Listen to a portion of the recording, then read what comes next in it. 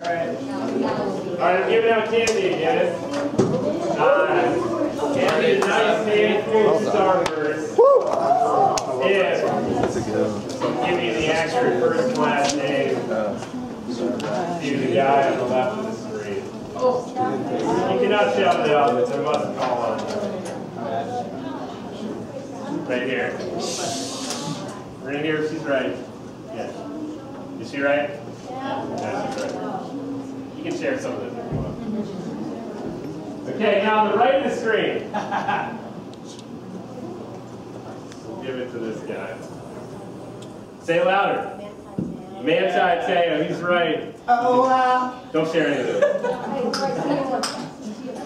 So, these guys have been in the spotlight, and maybe you don't keep up with the spotlight, which is cool. Sometimes we shouldn't keep up with the spotlight, it's better that way. But for most of the world, we've seen these guys in the spotlight for lying, actually, for living dishonestly. And if you don't know, I'll bring you up to speed. So you might be thinking, I have no clue what this is about. I'm going to bring you up to speed very quickly. Lance Armstrong is an athlete who has denied using steroids for quite a while and has just recently said, okay, I was lying the whole time, I have used them. And the guy on the right, say his name again? Manti Te'o. I was afraid I mispronounced it. Thanks. He was in the news for having a large following on social media because Notre Dame did pretty well if you follow college football. They did pretty well this season. And he's a starter, so he had a large following on Twitter and Facebook and probably Instagram, whatever else. And he actually, or apparently someone maybe did for him, but he went along with it, whatever, dedicated his season to his dead girlfriend, which got a lot of people like emotionally behind him. They're like, oh man, he's playing for his girlfriend that just died. We want to see him win because he's dedicating his season to this girl that just died, his girlfriend. And it came out that the girl whose picture he put up on social media is still alive and wasn't his girlfriend at all. So he's kind of being exposed for getting everybody surrounded and following passionately this kind of hoax. And so that's what is happening here. You have one guy that lied for years about essentially using drugs, and then he's saying, oh, I did use them, I did use steroids, which is a form of drug. And then you have another guy that's saying, yeah, I lied on social media, all my thousands of followers, I kind of played them and lied to them. And so it's real easy for us as viewers to look at these guys and kind of determine, let's just call it what it is, they're liars. They are liars. It's easier for us to look at them and kind of point the finger and say, they shouldn't have done it, they lied. And yes, we should learn from right and wrong, and we should learn from the mistakes of other people. So I'm not saying that what they did was right. I'm simply saying this. Let me introduce you to somebody else who was also caught for lying. That's me in second grade. I was 7 years old. And whoever got a D on a test or worse? Just be honest. Yes. Okay. For you straight A's, teach the rest of us how to do it, okay? It's hard. You know, you straight A's, you seem to just be able to very easily do it. And I know it puts in a lot of work, but come alongside and tutor some of the people struggling. I got a D on a test in second grade, probably like my first D, unfortunately not my last. And the rule was in second grade that you had to take the test home if you got a D and get your mom or dad to sign it. Proving what? Proving that you admitted to your parents that you got a D on a test. So what started racing through my mind as a 7-year-old was, my mom's going to take away my video games, I'm not going to be allowed to watch TV, I'm going to be grounded, she's going to be all over me and my homework and making sure I do like above and beyond. And so I knew what the outcome was because I knew my mom. So I already knew the outcome. Quickly what started to happen was, what if I can change that outcome? And so it crossed my mind to, I've seen her sign her name a handful of times. Why not I just sign it for her on the test? So that's what crossed my little 7-year-old mind, my little evil mind back then. And I went home, And I practiced on a scratch piece of paper her name in cursive like 10 times. I'm like writing her name. I'm like, okay, I think I got it. I think I got it. So I finally like work up the courage. I bring the test in front of me, and I go to the top. And just by habit, even though I wrote her name 10 times on scratch paper, whose name do you think I accidentally signed? My name. So I start going, and I'm like, no, shoot, that says Ryan Cobb. And I'm like, oh, this is failing horribly. So I did what anybody would do. I busted out the whiteout, and I go over with the whiteout, and I'm like, this will work. I'll just white it out, and then I'll write her name over, and no one will know. I start whiting it out, and here, like, the ink hadn't dried fully. Believe me, it dried enough so you couldn't clear it off, but it hadn't dried fully, so the whiteout turned into like a purple blotch on the paper. And so I'm just burying myself, and I'm sitting there like, oh man, it's a purple. So I'm like, maybe she won't notice, the teacher, I'll just leave the purple blotch, let it dry. And so I write my mom's name, probably very nervously at this point because I know I'm failing horribly. And I write her name and take it into school the next day. And the teacher says, Ryan. I say, yeah. Where's your test? Did your mom sign it? I said, yeah. Showed her the test. And within seconds, she said, your mom didn't sign this. And I couldn't pedal backwards anymore. I knew she knew. It looked terrible. And so I was honestly like, no, I tried to sign it. So the saddest thing is that I didn't even have the excuse of blaming an older sibling that was like a bad influence on me. Like some of you, you're young and you're like, oh, my older brother or sister's way worse, so whatever I do, I'll just blame on them. My older sisters were very honest, you know? So I don't know who I learned this from. I just, as a 7-year-old, I thought forging a signature and lying was the best way to manipulate the outcome of getting grounded or getting my video games taken away. And so that's the saddest thing, is that I don't even know where I learned that from. I have no clue how, as a 7-year-old, I was sitting in class thinking, I'm going to get my way out of this. And it's like, no, you're not. What you did was stupid. That was the dumbest thing I could have done. And I dug myself a bigger hole for doing that. So what I'm saying is we can look at people like Lance Armstrong or anyone else in the media and be like, ah, they're liars. But let me ask you this. Have you lied? Have you ever tried to manipulate an outcome in your favor? And maybe it was in 2nd grade. Maybe it was last week. Maybe it's still going on. Maybe you're living a lie currently. You know you've lied and you haven't yet owned up to the truth. And what can happen is we spiral out of control, and it doesn't take long. Actually, God reminds us of why, as a 7-year-old, I chose to think this way. God reminds us very clearly in Genesis 8:21, I'll never again curse the ground because of the human race. Even though everything they think or imagine is bent toward evil from childhood, I will never again destroy all living things. I've added this highlight here. It's not like that in the Bible, but it's highlighted here because that's what I want you to focus on right now. Is the fact that literally from childhood, it doesn't take long, a few years of age, you're actually posturing yourself because of the temptations to lie and to do evil.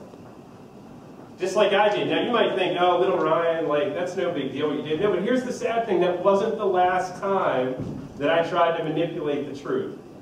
Even though I got in trouble, it wasn't until Christ came into my life that I started finally breaking off the bad habits of manipulation.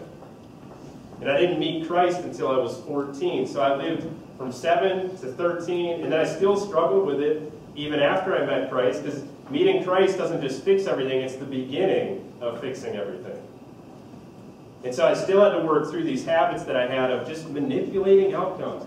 And here's what we do. When we don't like the outcome of something, if you're one who struggles with manipulation and lying like I did at a young age and well into my teenage years, then what you're trying to do is control everything. You don't have control, and it scares you subconsciously.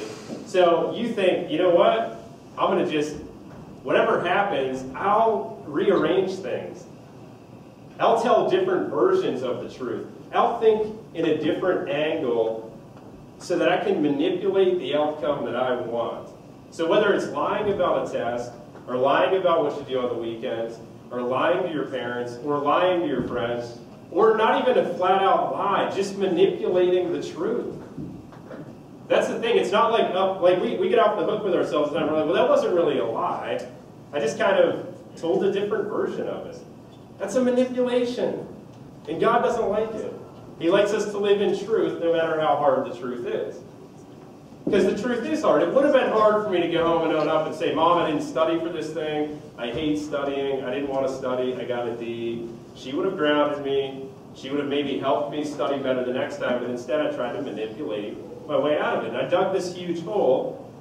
And that caused like a conflict between my mom and I because she got mad at me. And then I got mad at her for getting mad at me. And so I never got any help because I was like pushing away the advice from my own mom.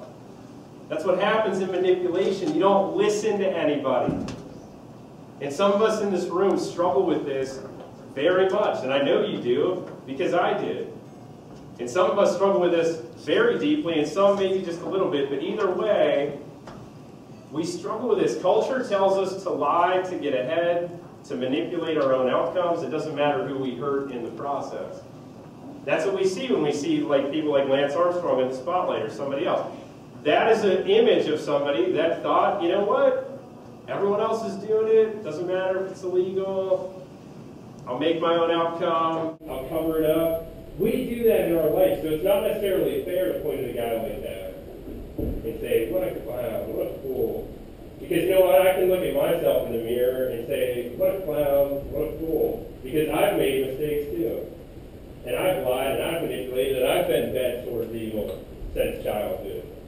And luckily, God sent his son Jesus to kind of clear things up for us and clear some of this gray area. And Jesus said very radical things.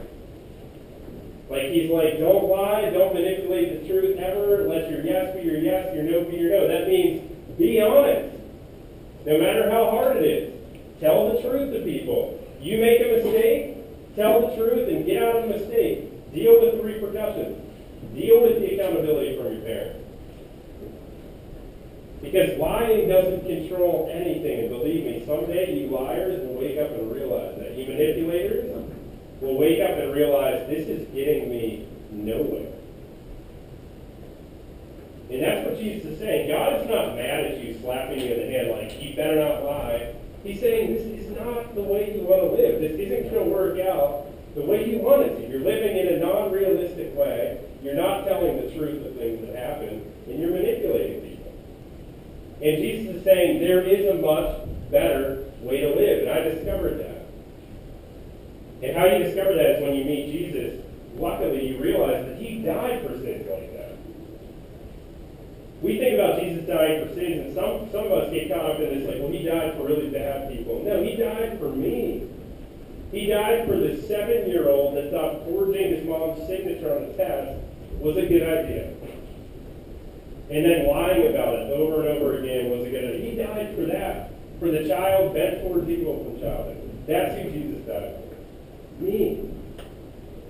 And so he dies for big lies, small lies, white lies, all this stuff that we think is normal and okay, Jesus took care of on the cross. And so what we do is we're reminded in 1 John 1:9, that if we confess our sins to him, he is faithful and just to forgive us our sins and to cleanse us from all wickedness. And this is what I eventually did. As a 14-year-old, I finally said, Jesus, I'm not perfect. The way I'm living my life is not working. I need forgiven, I need cleansed, I need to find a new way. And he is faithful, and he gave me a new way. I'm a standing testimony of a manipulator turned truth teller. Not because of my own works, but because of what Jesus did for me. I can guarantee you I would have been lying on and on and on if I had had Jesus come in and say, no, this is wrong, there's a better way to live. And so what I would challenge some of you is, I think some of us are thinking, I don't lie, I don't struggle with lying, I never have. And that's great. Continue walking in the truth. But what about self-centeredness? Have you ever been self-centered? Because that actually can be a version of manipulation sometimes. And so if you're thinking, this doesn't really apply to me, I would just challenge you, what about self-centeredness? Have you ever just been so consumed about yourself that you don't care about what your parents say? That you don't care about people around you? That literally your day just revolves around you and how you feel and what you want and you and you and you. And yes, there are times to focus on ourselves, but there are also times to focus outside of ourselves, Jesus said. And listen to counsel from our parents. And listen to wise counsel from other people. And listen for the needs of others. And if we can take care of those needs, take care of them. And so self-centeredness is in fact a version of this kind of manipulation. And we need forgiveness for that. We really do. And Jesus is faithful. He comes and he forgives and he gives us a new life that's much better than self-centered living and better than manipulating living and better than lying for a living. My guess is that our spectrum here tonight is we have some that are just lying constantly, living a lie every day. And you need some real turnaround, you need Jesus. And some of us are thinking, you know what, I've been good, I've been honest, but there are days, I'll admit, when I'm pretty self-centered. And maybe I need to recheck that spirit and pray that Jesus shows me how to be focused on myself when I need to be, but focused on others when I need to be. And so we're going to chat about this a little more in our small groups. So I'm going to dismiss you now.